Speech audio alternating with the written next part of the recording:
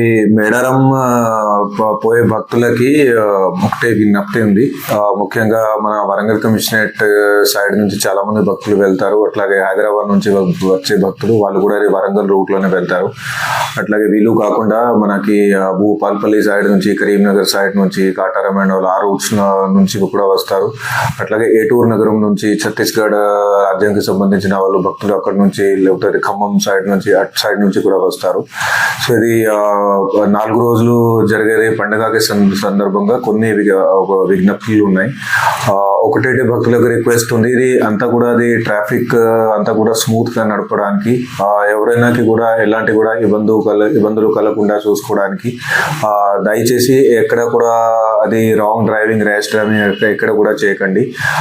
Lane లో మీరు ఏదైతే పోతున్నారో ఆ లేన్ లోనే వెళ్తూ ఉండండి. ఎందుకంటే మీరు అనవసరంగా ఓవర్ టేకింగ్ చేస్తే ఎవరైనాకి, లేకపోతే ఎక్కడైనా ఓవర్ స్పీడింగ్ చేస్తే, ర్యాష్ గా చేస్తే, అది ఒకటి చేయడం వల్ల అది అక్కడ చిన్న ట్రాఫిక్ జామ్ కాకుండా చాలా పెద్ద జామ్లు అయిపోతుంది. దాని తర్వాత కూడా ఉన్న వెహికల్స్ అవన్నీ కూడా ఆగిపోతాయి. సో అది రిక్వెస్ట్ ఉంది, ఎక్కడైతే ఇది ఎక్కువ అది రద్దీ మీరు రోడ్ల మీద చూస్తుంటారో, సో అప్పుడు ఎలాంటి కూడా ఓవర్ టేకింగ్ కాకుండా మీ లేన్ మెయింటైన్ చేస్తూ, లేన్ డిసిప్లిన్ ఫాలో చేస్తూ అదే లేన్ లోనే వెళ్తూ ఉండండి.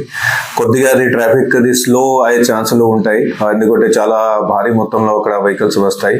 అది కొంచెం ఓపికతో వెహికల్ నడుపుతూ ఉంటే ఎలాంటి కూడా ప్రాబ్లం ఉండదు. మీరు అది టైంలోనే అక్కడ గుడి దగ్గరికి చేరుకుంటారు, పార్కింగ్ ప్లేసెస్ కి చేరుకుంటారు. అట్లాగే ఇంకోటి రిక్వెస్ట్ ఉంది, మధ్యలో మళ్ళీ వేరే ప్లేస్లలో, షాప్లలో అది ఆపకండి. అది కూడా కొంచెం ఉంటుంది. అది దట్ షాప్లలో ఆపి సరుకులు తీసుకోవడం, అక్కడ పర్చేజ్ చేయడం.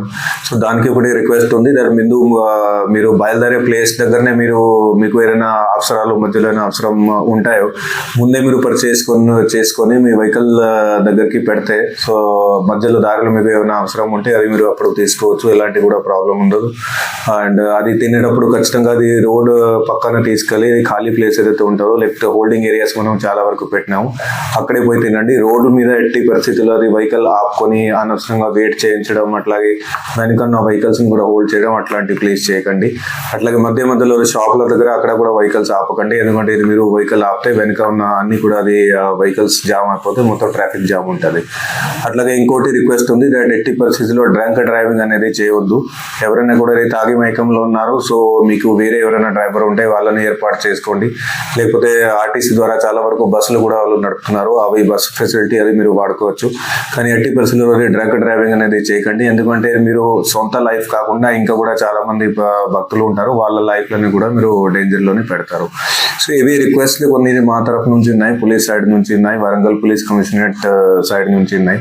అది ఖచ్చితంగా మీరు ఫాలో చేయండి, కోఆపరేట్ చేయండి. అట్లాగే అక్కడ ఆన్ డ్యూటీ ఎవరైతే ఆఫీసర్స్ ఉంటారో వాళ్ళు మీకు ఇది వన్ సైడ్ ఓన్లీ ట్రాఫిక్ ఎలా ఉంది, లేకపోతే ఇది పార్కింగ్ ఏరియా ఉంది, హోల్డింగ్ ఏరియా ఉంది, అక్కడ ఆన్ సైడ్ వాళ్ళు మీకు ఏదైనా నిర్దేశాలు ఇస్తారు, ఖచ్చితంగా అది దయచేసి ఫాలో చేయండి, కోఆపరేట్ చేయండి.